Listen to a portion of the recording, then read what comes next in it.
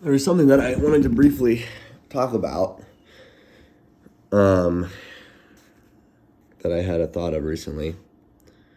And that was this idea that with any person that you see doing whatever it is that they do, presumably, especially if they're like a quote unquote professional, they have a pretty extensive, I suppose you would say, justification or reasoning as to why they do what they do, which is a good thing.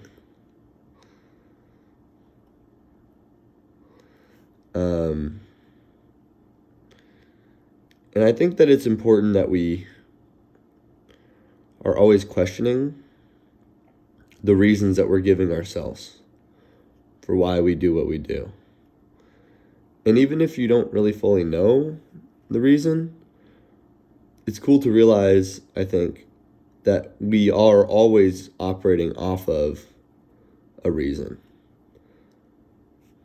We cannot help but give reasons as to why we feel what we feel, why we do what we do.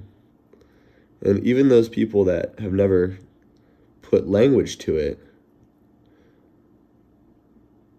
they are operating off of some pretty important baseline assumptions of the world.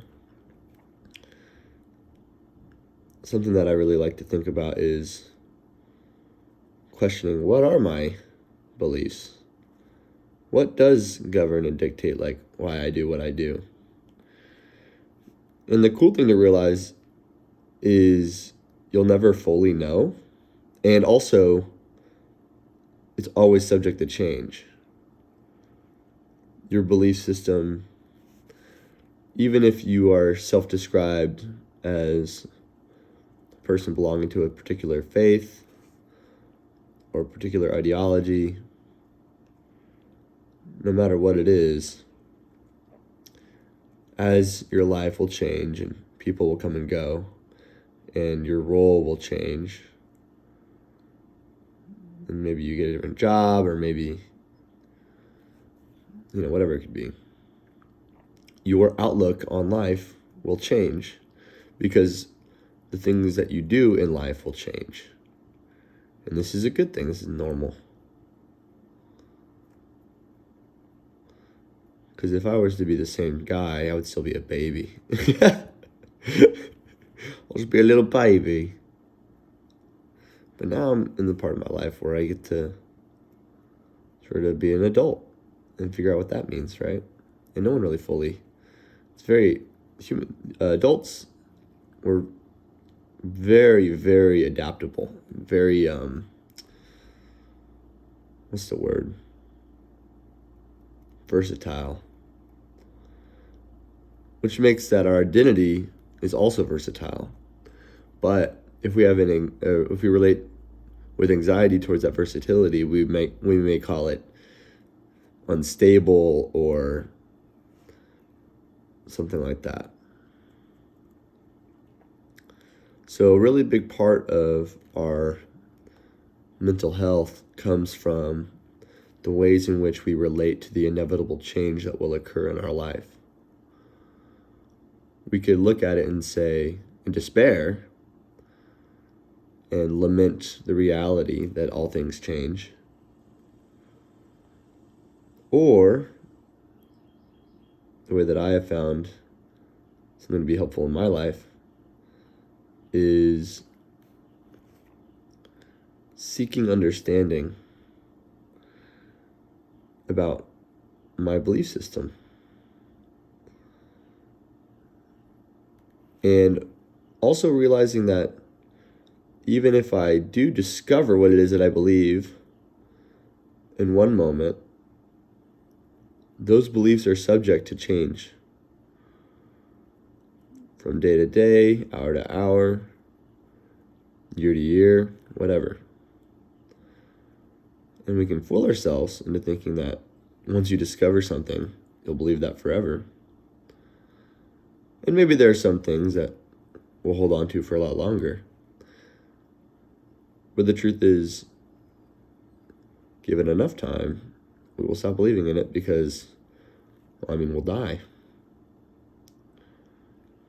And even outside of death, the more likely thing that's going to happen is we'll simply just have a very different relationship to the meaning of our beliefs when we're a very, very old person at the end of our life versus a young person at the beginning. Like, even if it's the same belief, that belief may manifest itself in a very different way because the responsibilities, obligations, and interests that we're concerning our time with will be different, and that's okay. I think pain comes from a desire for any one particular part of this experience to not be ever changing. And it's funny because if we look and see, we can actually find very easily allowing change and accepting it. We have words for that. We say, it's fresh. It's brand new. It's the excitement of learning, curiosity, exploration. These things that have a sort of positive connotation in our mind. And the exact same thing, but from the opposite perspective, is loss, death,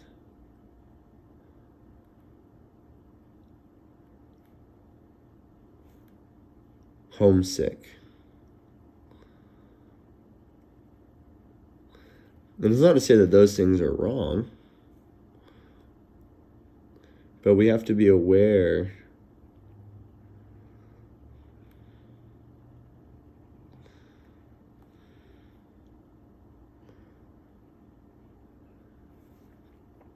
I think we should be aware that discovering new things, life-changing, all that sort of stuff is the same thing as losing things because it's change. But when we're sad for losing, we're remembering a time in which we used to feel safe and secure, known, understood, whatever. And then we're sad because now we're going into a new period of time where those good things that had happened to us aren't there anymore. Little do we know, there's always opportunities for us to understand each other, no matter where you are in the world or who you are or what you're doing.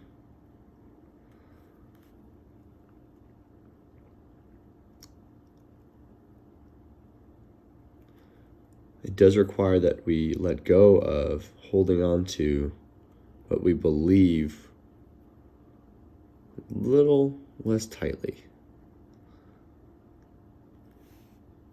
And we believe everything, like everything is a belief.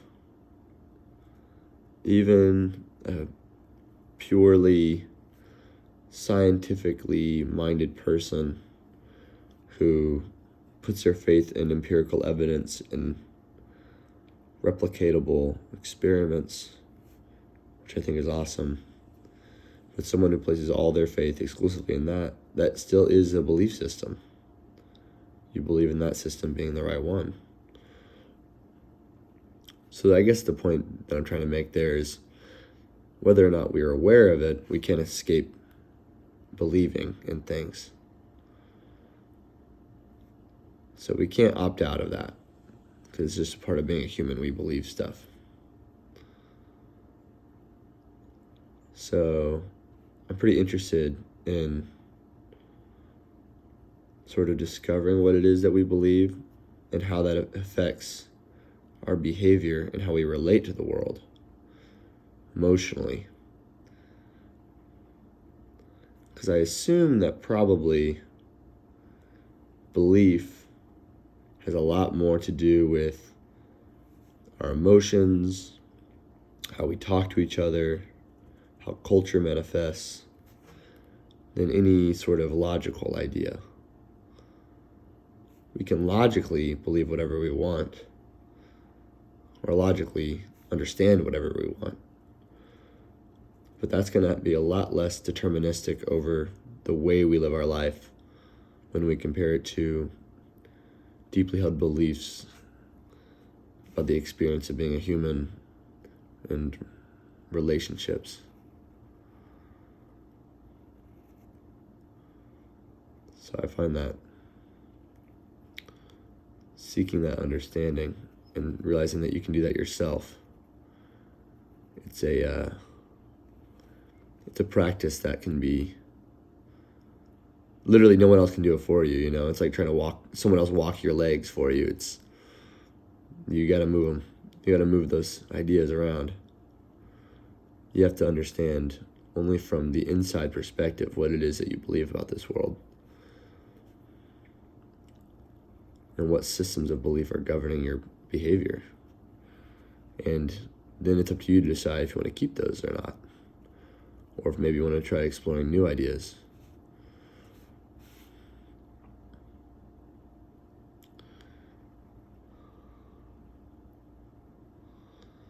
But it's okay.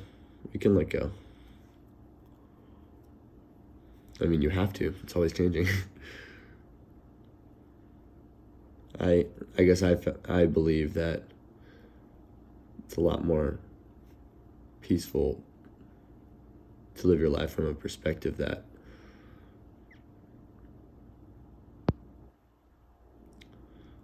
you can't hold on to anything. It doesn't mean you shouldn't fully invest yourself into the present moment, into the relationships that are in your life. But it does mean that you can let go of things you've been holding on to that don't serve a function anymore, a purpose. And that maybe can sound sad, and maybe there's some sadness there.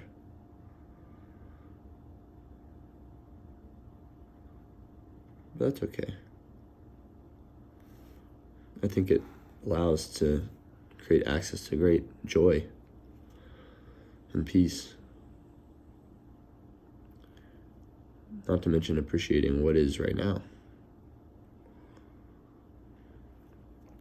This is why I do art. It sort of requires that I come to this position.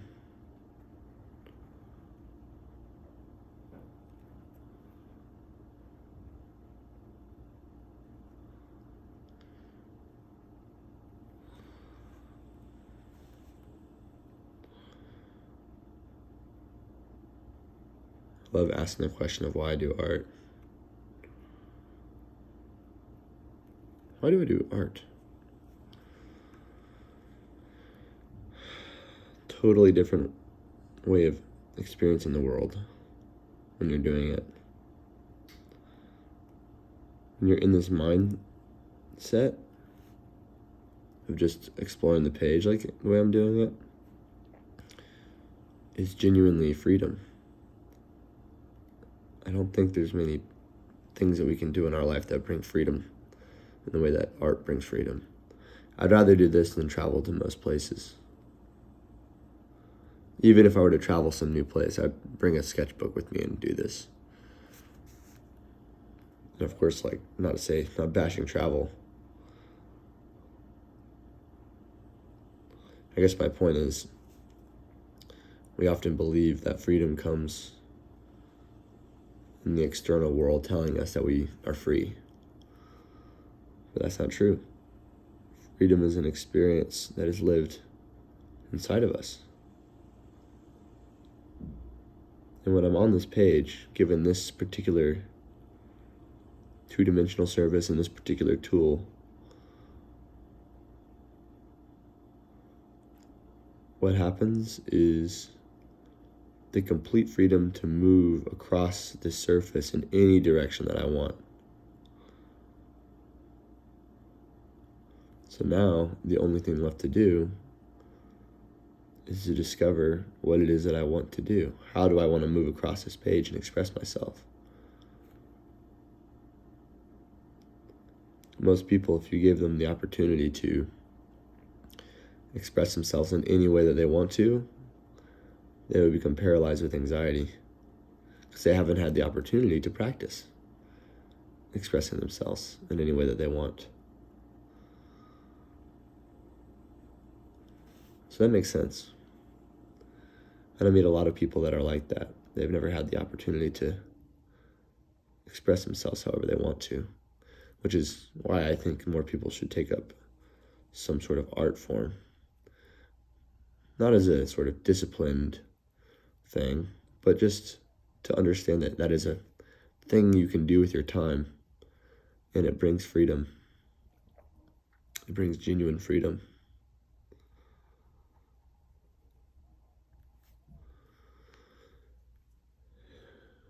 And I know that so many people are looking for liberation. But where are we going? What would life look like if everything was perfect? What would we do then? There's some things that we can't escape, you know? We can't escape death. We can't escape the reality that we're all going to die.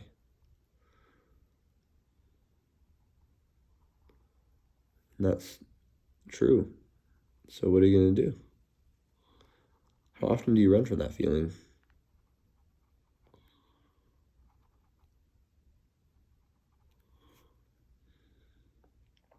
It's okay if you do. I do it. Everyone does it. It's okay. We're all really afraid. We're all so afraid.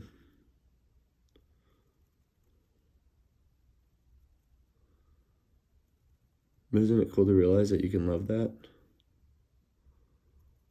It's okay. I got you. That's what I always tell myself. I understand you're afraid. But I'm here for you. I can take care of you.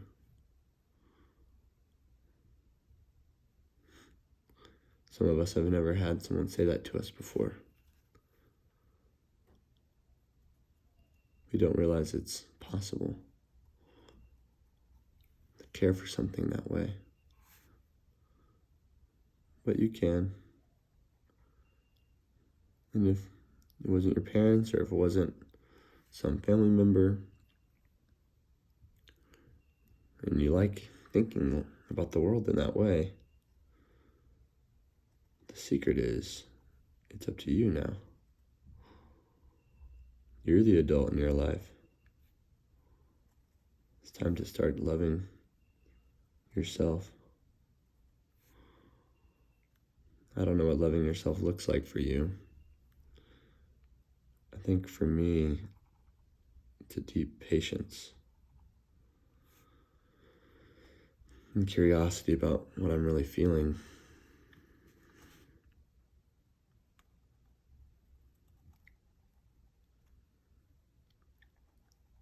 Not very helpful for me to judge my thoughts. And it's funny how that understanding can judge the judgmental. Imagine that. We judge the judgmental part of us. But can't we understand that that's still the judge? The judge who is judging itself? There's no escaping. There's no escaping that game. The only way to escape it is not to play. So when you judge yourself, just go, oh, I see you. And you can understand it. It's just trying to protect you. You know, it makes a lot of sense. And judging stuff isn't inherently wrong by any means. We always are discerning what we like and what we don't like about life. We can't escape it. So don't try to get rid of the judge. Just realize there are more ways to see the world than just through a judgmental mindset. And that's one of the voices in your head, you know. But it doesn't need to be the main voice. Probably it would be best if we were all balanced. We have many voices in our heads.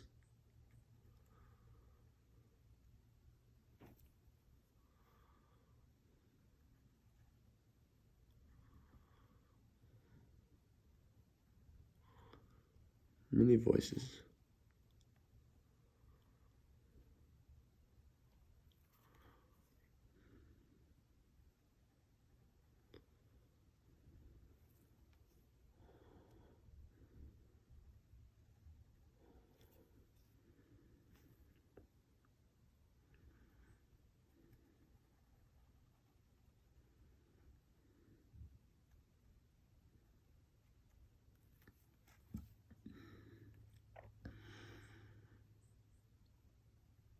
You know what feels the best to me? It's love. I love love. Like the judge judges. You know? I love love. I love the lover.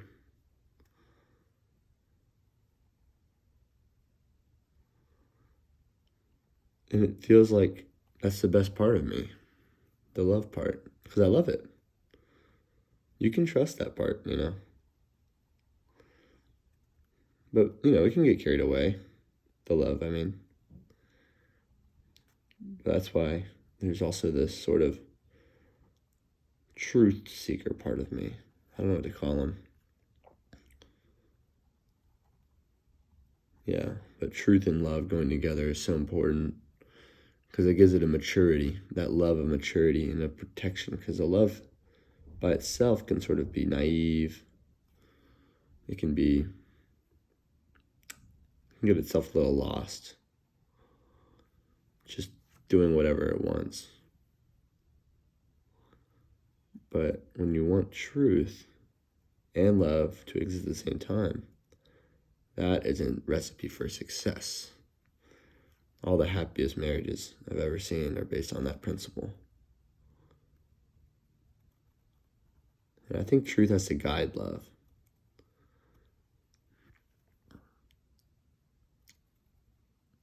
Because love is not something that you can just create independent of anything. It has to exist in relationship with, I'm not sure what, many things, I'm sure, but I guess the idea is like, it's like a garden. If you cultivate a garden with good soil, good sunlight, good water, the plant will grow, kind of like the love.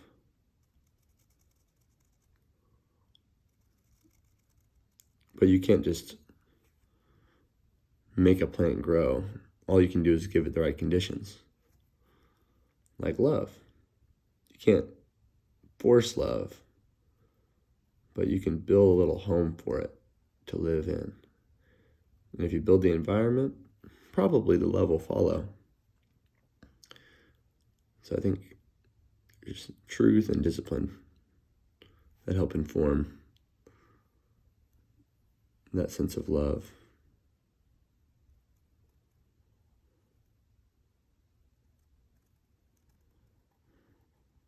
Because love without truth, love without discipline just kind of becomes very immature very quickly. And it doesn't last very long. It can burn very bright, but it doesn't last very long. I think generally we want something that can last, don't we?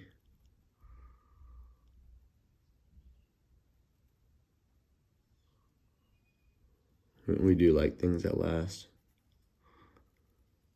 At least I do.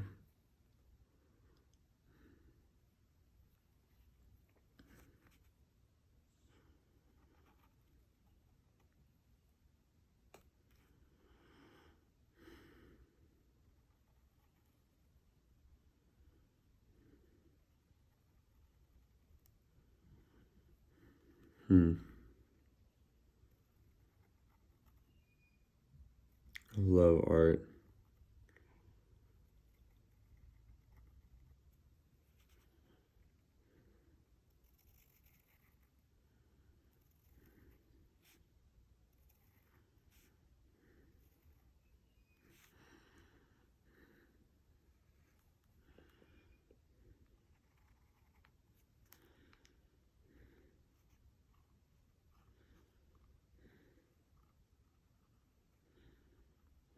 Trying to do like a root system here.